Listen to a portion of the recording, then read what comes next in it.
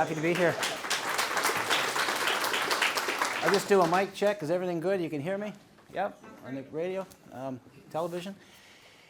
Alberto just gave the first half of my talk, so excellent. It's a little bit about who I am. I'm delighted to be here. I want to say how much I've enjoyed meeting everybody and learning more about all that's going on at APL.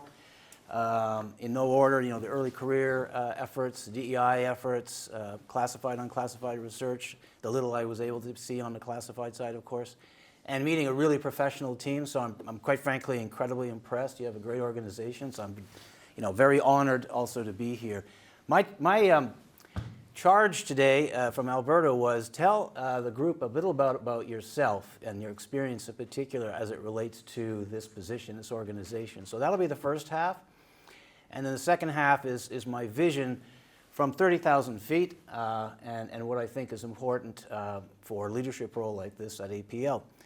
And I wanted to kick it off with a image. And so I've never met your director, Kevin Williams, your executive director. But in researching the position, I found he gave a talk. I don't even know if he's here. He's not here. He gave a talk in 2015 at the Acoustical Society of America in May 2015. It's on YouTube. I just happened to stumble on it. And I know that the origin of APL is most definitely embedded in wartime effort and acoustics. This is like the beginning, if you like. And in his slide, which I have given a credit here, is an image of this battleship, Japanese battleship, because that was the origin. And I am learning, and if you don't know this, happy to share, around the 1940s with the war, there was an urgent effort to develop a torpedo exploder. Apology if I'm already telling you everything you know, but I found this pretty cool because it was that technological innovation for an urgent need, in this case a warfare need, that proved critical, arguably, in U.S. Navy's efforts to protect the nation. And so this slide, I'll give credit to Kevin, and this was Joe Henderson's leadership in forming APL in the early 40s as a physics department chair.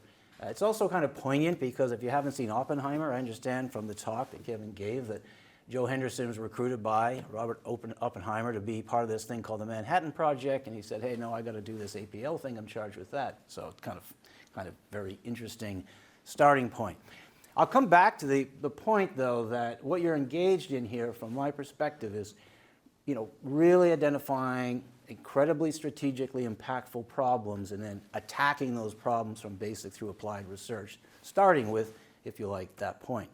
The other slide that I wanted to take from Kevin's presentation is this one, which I thought was really, it hit me because you're looking for a new director, executive director.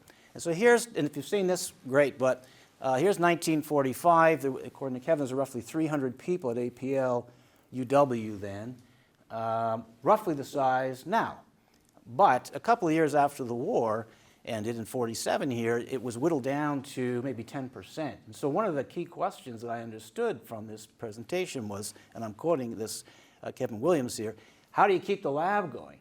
So I want to tell you, you're doing a great job keeping the lab going. I mean, this thing has flourished and grown and expanded beyond DoD research to other agencies and opportunities. So I look at that as how do you keep the lab going? Not really how to keep the lab going, but charting the future of APL through collaboration is the way I'm approaching this opportunity and invitation to be here today.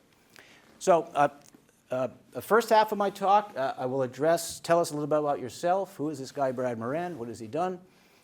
So my professional background in research, teaching, advising, and leadership experience. And then I'm going to pivot after about 5 slides. Don't worry, not 80 slides in this slide deck. I view these slides somewhat as a crutch. I was tempted to not have any slide deck, but then you'd say, hey, you didn't even present or develop anything. So I'm going to pivot then to the big picture, what I feel are some of the key societal grand challenges and innovation therein. And they're housed in 5 pieces around national security or U.S. Navy UARC. This is fundamental to the mission. Our enormous existential threat, climate change, environmental change, all that goes with that. Sustainable energy, and human health and food security. And I would argue all of those components are being addressed in various ways right now based on my research. And last, I'll end with some vision and key goals that I see for the organization. I'm going to tell in a kind of a story format, and this is really kind of directed at the early career scientists. We're having dinner last night, and sort of how did you get here, and how did you get in this position? And the key message is for those early scientists is, I never set out to be standing in front of you trying to be the APL director. What I set out to do was what I wanted to do, and I wanted to engage in ocean sciences. So I have a chemistry degree. I'd worked in various industry internships, and I thought, well, I'll go and get a master's degree. That wound up to be a PhD and a postdoc. And so I'll start that journey, though, at URI as a professor of oceanography. And for all those of you who go out to sea, you'll usually have 50 crates of equipment, mingled with many other institutions. So how to find your boxes. So we created a brand with nice stickers, and you've even seen some of these stickers on some of the cruises we had. And we'd work at the Graduate School of Oceanography from the poles to the tropics. So we had an iceberg, we have a palm tree and a ship in the middle, and we hang things over the side, and I'm an observational scientist, engaged mainly in uranium series radionuclides as tracers of marine processes. So for roughly 22 years, I did that work. And some of the key projects were, for me, I started in 1993, so shortly thereafter, around then, we had the fall of the Soviet Union. That was ONR funded work to get into the Ob River and look at some of the nuclear reprocessing facilities and also the Arctic Ocean section. That's a picture of Yamal, the nuclear-powered icebreaker from Russia that actually escorted the U.S. vessel in that trans-Arctic expedition. I worked on the Louis Saint Laurent, the Healy, a lot of radionuclide work in the former Soviet Union. There was the Shelf-Based Interaction Project funded by ONR and NSF. I'm sure many of you are familiar with that. Also, the Coast Guard Healy was built because of the challenges with the U.S. icebreakers at that time. And Bering Sea Ecosystem Study funded by the North Pacific Research Board. Don't worry, I'm stripping through this quickly on purpose. We also work with the Germans and the Polarstern in various efforts on the Eastern Arctic, looking at ice diminished zones, the GeoTraces program, and other programs. I've also worked in the Mediterranean, the Atlantic, the Pacific in various ways, but what I'm conveying is that I have conducted a lot of field research over the years, looking at various processes from particle export to cross-shelf mixing to coastal groundwater transport and then artificial radionuclides. And so that was all great, and life was good as a professor of oceanography at the University of Rhode Island. It's a very nice situation. But I might have had a midlife crisis, I don't know. I thought, how does someone like me, a scientist in ocean science, bridge over to industry? So I thought about an MBA. This is like around 2005.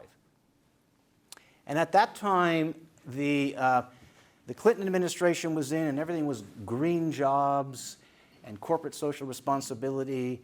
And I was interested in what would be the business of ocean science in an MBA, and there was none. So rather than take an MBA, why not create an MBA?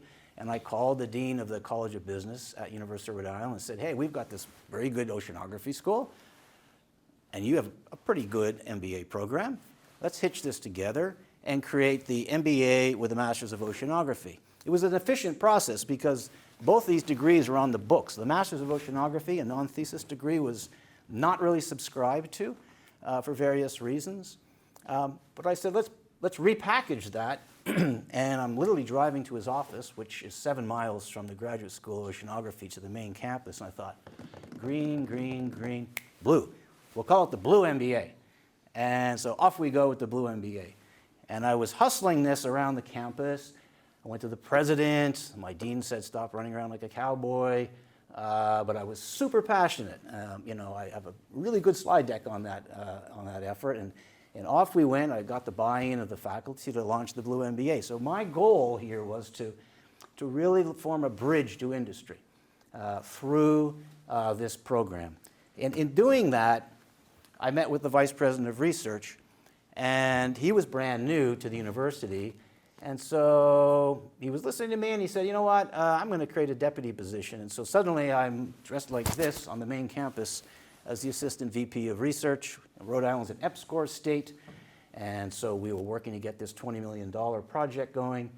And it was a lot of fun working with the Chamber of Commerce, the Economic Development Corporation of Rhode Island on various initiatives around greening and the bluing, if you like, of S&T and helping Rhode Island's economy, which was really textile-based and wanted to pivot to healthcare and technology, which they've done a really good job on doing so. But I had the opportunity then to work with oversight of research development, compliance, sponsored program, and overseeing what grew to be a $100 million research program at the University of Rhode Island. So that was pretty fun, unintended, and I enjoyed that. And I was then at a panel that was a few years, 2-3 years. I had I was on a panel at an oceanography review panel at NSF. This is where NSF used to be. This is in Arlington. Now it's in Alexandria. And so I asked my program manager, Don Rice, I said, hey, Don, I think I want to come to DC and get a little experience inside the Beltway. Do you have any advice? He said, yeah, come work for me. I need a rotator right now. So that was how I wound up working with Don Rice. Managing programs, managing budgets, working through the NSF. And that was all fun and good, but a little bit not as, really the adventure I was looking forward to. But that's okay. I thought this will be good, a 2-year stint. And then I got a call at 5:30 in the afternoon in my office from Brendan Kelly. You may know Brendan Kelly, I don't know. He said, yeah, Brad, I never met him, by the way, at the time. We have this slot open in the executive office of the president in ocean science. Are you interested in that? Well, here I am. I'm born in Northern Ontario, immigrated to this country. And I'm getting a call from someone I don't know down at Pennsylvania Avenue saying, you want to come in for an interview? So I said, sure, why not? And that led to fancy-dancy titles here, the Executive Office of the President, Office of Science, Technology, Policy. And there were 2 roles. One was the Assistant Director for Ocean Science. That title's changed slightly now. Scott Doney is in that position. You may know Scott right now. And then at that time, under Obama, there was the nation's first national ocean policy implemented. It was actually really the Bush administration's policy, but it was implemented through an executive order to 27 federal agencies. So these are the sort of trifecta of how this all worked. You have the White House, of course, and then working with the Hill, Capitol Hill, and then on the far right over there, if you haven't seen that building, right beside the White House. Here's the White House. This is the old executive building, and it is absolutely a gorgeous piece of architecture, and it's standing there because of Jackie Kennedy. That building was going to be raised when JFK was in, and she said, no, that's such a beautiful piece of architecture, so they revised that. So I worked there for 1 year, and had the privilege of being the acting director of the National Ocean Council, but I just would really like to get you a sense of perspective that you're suddenly sitting there with 27 federal agencies, number 1s, number 2s, from Joint Chiefs to Army Corps to EPA and the 4Ns, and you think, God, I'm not even a Fed. I'm just from Rhode Island on a rotator, and I got detailed over here. So that was a really, I call that my master's degree in federal S&T in this executive branch. Now, one of the challenges I had, though, was I thought I wanted to make a contribution. I wanted to really feel like, there was no PD. You get there, and so what do we do? What are we doing here? What are we implementing? I mean, okay, we've got the policy, and there's milestones. And it just so happened, and this is a real lesson for the early career again, that you never know when you have a conversation or work with somebody where it'll lead to down the line. And so after my undergrad, I got a phone call from a fellow named John Smith. And John Smith was at the Bedford Institute of Oceanography, which is a long way from Montreal, where I was living at the time. Yeah, I'm looking at your application to come work in my lab. And I said, well, that's great, but I never applied to work in your lab. And we started having a debate of the merits of ocean sciences. And I thought, well, I'm never going to be a professor. I'm not going to work in government. That sounds great. I think I might go into agriculture. So we're now suddenly debating the merits of this. And the long story short is that John and I published more papers than I have with any other person and he had a radiochemical lab, still working on Arctic tracers. And so it just so happened that we got funded prior to my stint in DC to look at particle export along Station Papa's line, which some of you work on. And in 2011 was our first cruise. And my technician, who's full credit, said, hey, Brad, because I really don't go to sea as much as you, I send the team out, they know what they're doing, I get seasick. So he's packing up, he said, maybe we should grab some samples of cesium, because that Fukushima thing happened over there. And I'm like, yeah, good idea, Pat, awesome. So he collected some samples in 2011, and lo and behold, I happened to be in that hot seat White House thing right here. And so when back up. One of the things that is very, very critical, I would say, in the executive branch and the science executive branch is you write a weekly. And everybody is very, very competitive in that executive branch. And you want your weekly, your statement of what you're working on, to make it through, at that time, John Holdren, maybe even to the chief of staff of the president, right? It's just, there's no beating around the bush. Everybody's wanting to get on that. So I'm like, what am I going to work on? I don't know really what to say other than the ocean policy. And it turns out right then, and you may know better than me, living in Seattle, where people are pretty upset about this potential radioactive signal coming over Fukushima. It's going to burn my house down, my real estate value, it's going to kill all the fish and all this stuff. And so I wrote this in a weekly because I'd sent the samples to John Smith to analyze, who I'd met decades earlier, and he runs the samples. And just briefly, cesium-134 is 2-year half-life, and that is absolutely got to be the smoking gun from Fukushima, not the 30-year half-life, which has come from bomb fallout or whatever.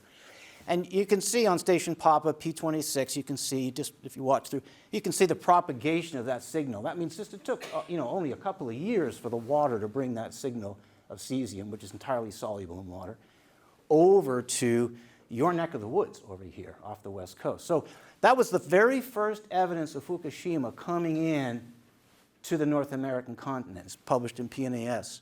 So I wrote in my thing that, we see evidence, and it was unpublished then, of a doubling of the cesium-134 signal, the appearance of it and a doubling off the coast. So I write that, I submit that, and then I'm sitting at my desk thinking, is anybody going to read this? And this gentleman comes in, very authoritative, and puts this thing down and says, why the, and I will just refrain from the word he used, does Dennis need to know this?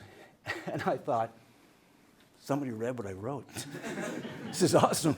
Like, I can leave now. I've actually made a contribution. And I said, well, because that's the first evidence of the radionuclides coming over, the cesium. And I'm talking, atmospheric supply was almost instantaneous, of course, and it was marine debris. And I'm talking the stuff in the water, the soluble.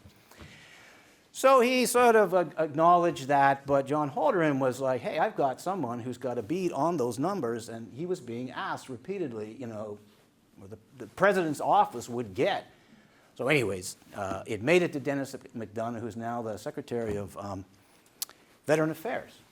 So the lesson is, when you meet your John Smith several decades earlier, or you happen to make some measurements, you just never know when those might come into policy decisions and strategic decisions around funding, et cetera, not the least of which I wanted to show at least one science slide that we made observational measurements to this day are being used to constrain large-scale ocean circulation patterns in North Pacific gyre with these tracers, and that's going to propagate into the Arctic Ocean as well. So pretty cool. I thought that was something I wanted to just bring to your attention. It was a fun story, and 3 years inside the Beltway, like Alberto kind of hinted, I want to get as far away from that as possible. So again, fortuitous, research vessel Sikuliak, which is owned by NSF, was launched. It was launched in 2013, and never would I thought that I would have anything to do with that vessel.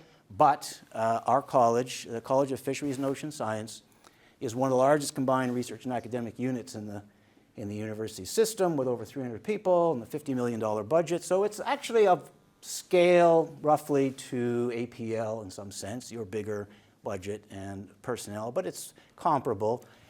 We're based in 5 locations, and as I say, we operate this research vessel, Sikuliak. So this has been a great privilege. I've been there 8 years and a month, 8 years and 2.5 months. We withstood the hardest budget crisis ever in the state of Alaska. In real numbers, we had roughly $8 million of unrestricted funding when I showed up, and now it's $3 million. And yet, if I showed you the trajectory of revenues, they've increased from roughly 35 to 50 million. A good part of that is the research vessel Sikuliak, which I know a number of you use. We've increased the enrollment to an all-time high with the undergraduate, despite the challenges nationwide of enrollment.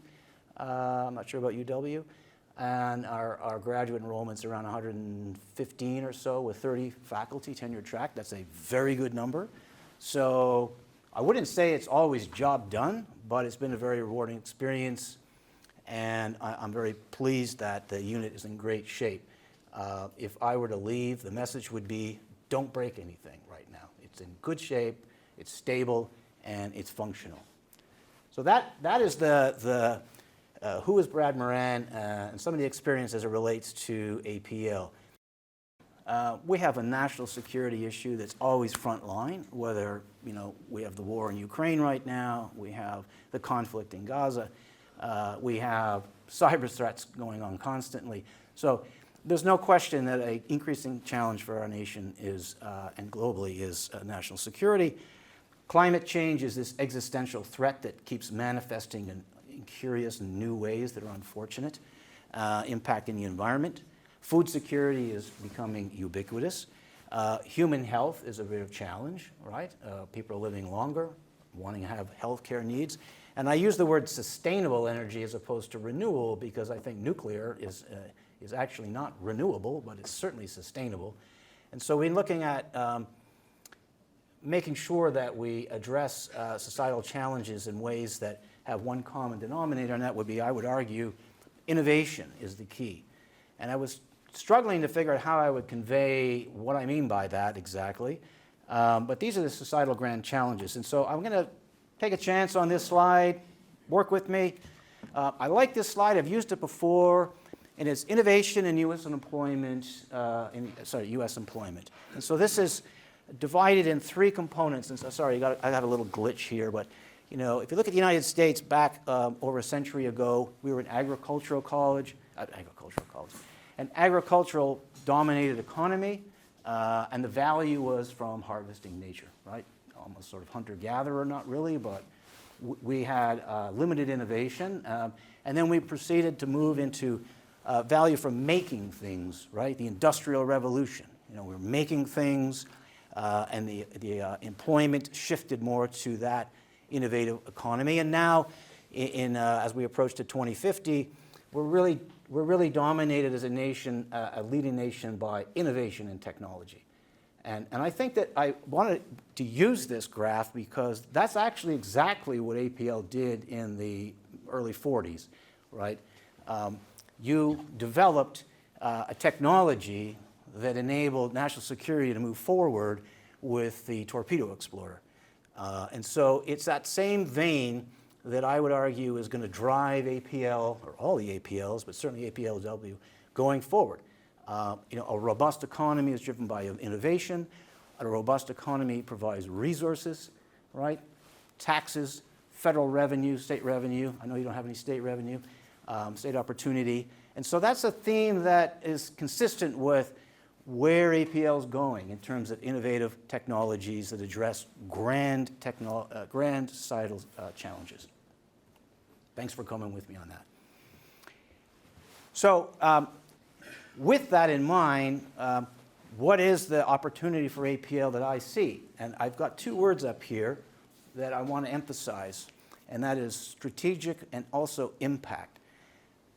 Strategy is all good, right? We can have strategic and we can decide and align, but with resources are always strapped or limited, and so you always want to make the maximum impact, no matter what your efforts are. And so I think that's very important to be strategic, but also remember to be very impactful. And so I try to parse out what you all do in the context of the grand challenges that we all face as follows. A lot of what you're doing is ocean and atmosphere science, particularly ocean work, right? And that's basic and applied to varying degrees. So you're in that box. You've got CMU, so you have health, and that feeds into policy and social science increasingly with DEI and working with local communities, et cetera.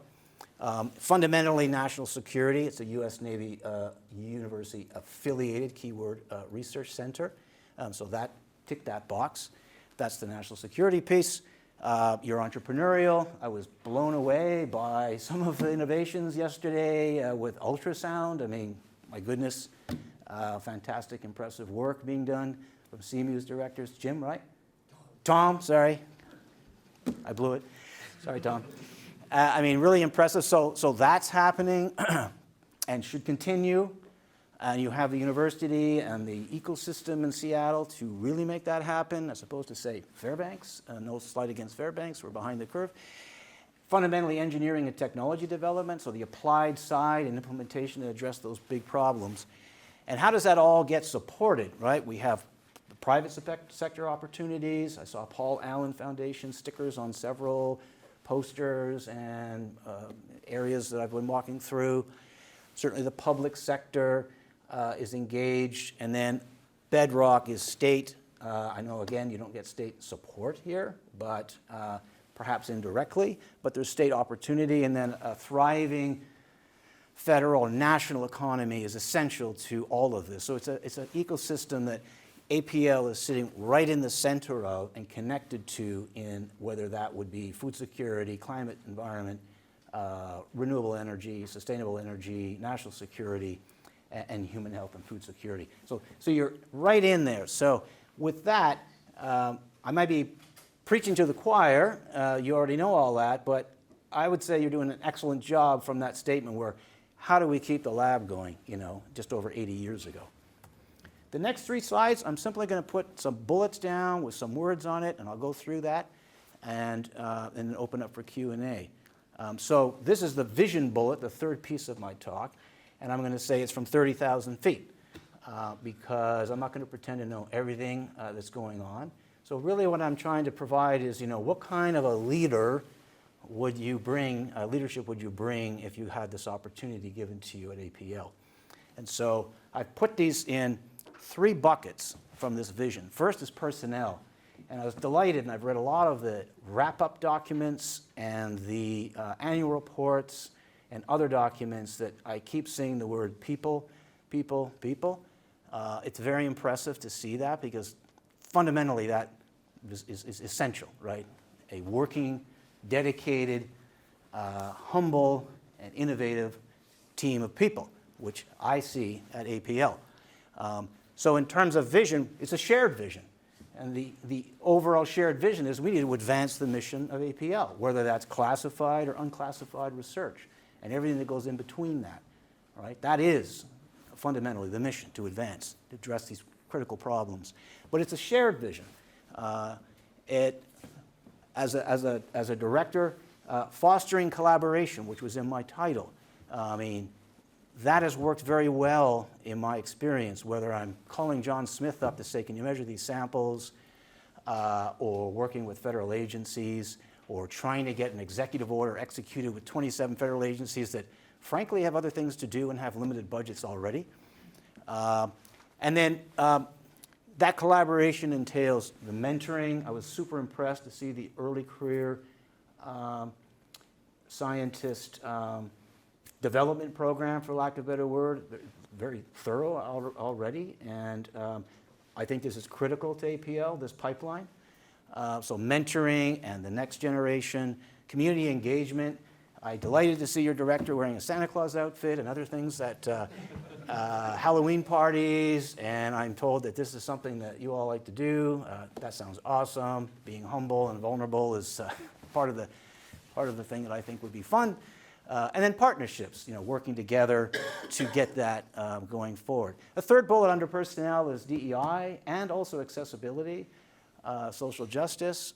It is a core value. It's clear from everything I've seen at APL and UW. And I enjoyed the meeting with the DEI group yesterday.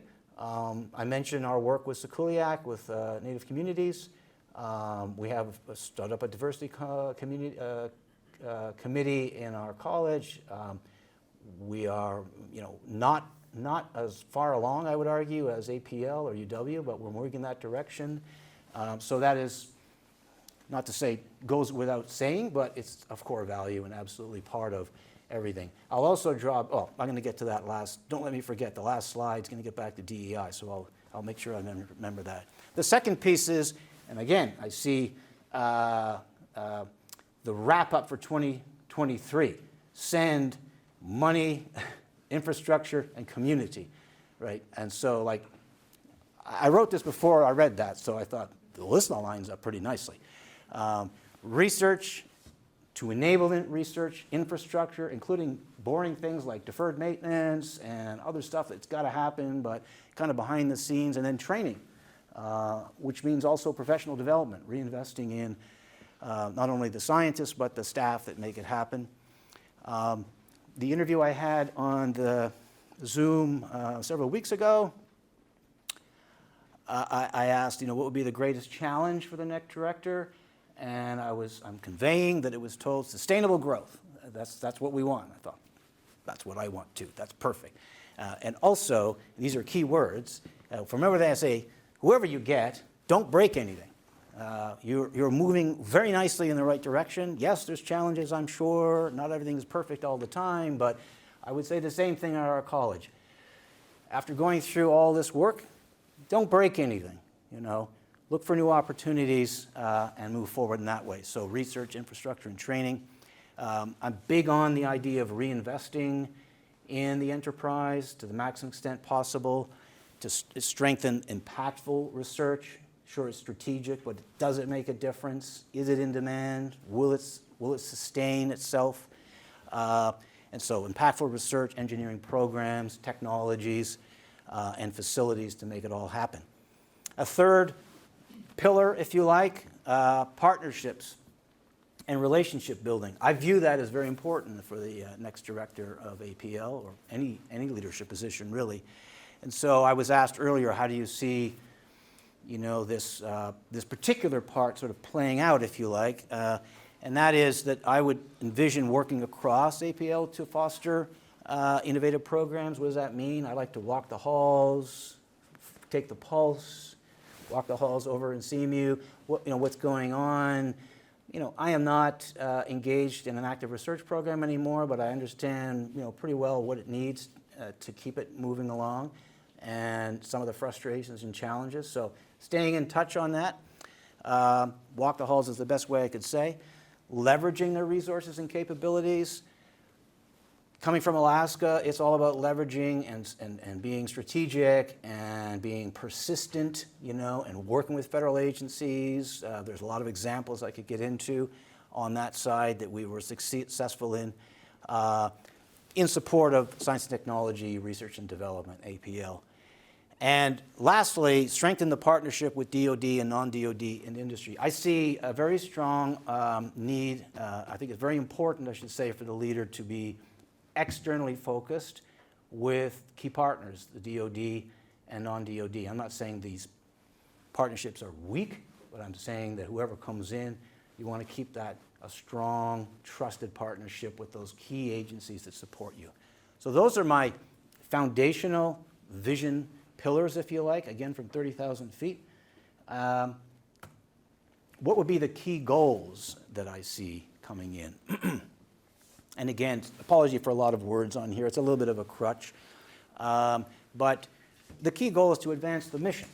And how do we do that? I would bring senior academic and government experience to the operations of APL. I've worked in the federal government. I've worked in the executive branch. I'm comfortable inside the Beltway. I'm familiar with research universities such as UW, having worked at URI and UAF, both state research flagship universities, not like a UW, but I'm quite experienced in that. good contacts. I'm a collaborative person. It's certainly not about me. It's about moving the needle overall. So collaborating with leadership, with the research staff, students, and your alumni to the extent possible. So advancing the mission. Be accountable as a leader, right? Have the back of the people, willing to go forward and be supportive, but also have the back. So accountable leadership and service is to me, not only important, but sort of the way I function, if you like. Empower the researchers. What does that mean? Have their back, have the staff, research staff, students, and programs. Really understand the needs and the boundaries to which we can move in to make things move forward. And again, lead and manage. I should mention, I want to make mention if you hadn't heard from me already, what is your management style? There's 3 things about Brad Moran's management style. We work as a team, we stay connected, we don't like surprises. And so if you're doing the first 2, in my experience, you can mitigate those surprises, those shocks that come, and have sort of resilience through the inevitable ups and downs. So strategic, impactful, results-driven in decision-making. Budget drives a lot of the decision process, but we have flexibility therein as I learn more about budget here. Manage with a business acumen. I spend a tremendous amount of my time finding resources, and so I would absolutely support an effective and efficient administration. And that's the team. I met with some of the team this morning. Extremely professional, extremely dedicated, and good sense of humor. Always important. And last is community engagement piece. Welcome ideas, transparent and accountable, internally and externally. I mean, Halloween parties, Christmas parties, gatherings, all this stuff is very important. Separation of leadership with the community is not a good thing, and you want to be very connected with everyone and humble and vulnerable in that regard. The near term and long term, I think everybody should ask this question of their leader. What would you do if you showed up in your first 6 weeks or 6 months or whatever, 100 days standard? Listen and learn. And I mean, I think we all can be better listeners. I certainly can. It's something I always work on. Just keep your mouth shut and help me understand what is the problem or the challenge or the opportunity. So that would be day one. Engage. Working across the university. I will meet the Vice Provost for Research later today. Really that's a critical meeting. That seems like a very important component of the success of APL, but also across this community right here, scientists, staff, students, early career scientists, engineers, and then strengthen that relationship and trust. That's an ongoing, it just takes time. If I were to come here, sounds good, but who is this guy? It's going to take some time to kind of be comfortable that you can trust the leader is going to be supportive of you in all regards.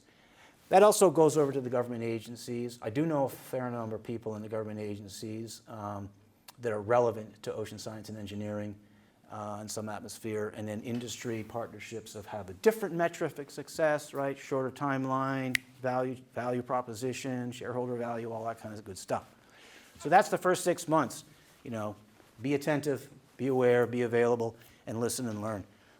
Longer term, legacy, however longer term means, but it's just, again, reinforcing those pillars, right? Strengthen, sustainable growth. It sounds maybe like an oxymoron, but you have been growing. At 100 million. I hear it's going to be more in the future, near future. That's from 50 million 60 years ago. It's not all about the money, but that's a metric of growth, hiring, publications. These are all very good indicators of sustainable growth. It's strategic and impactful.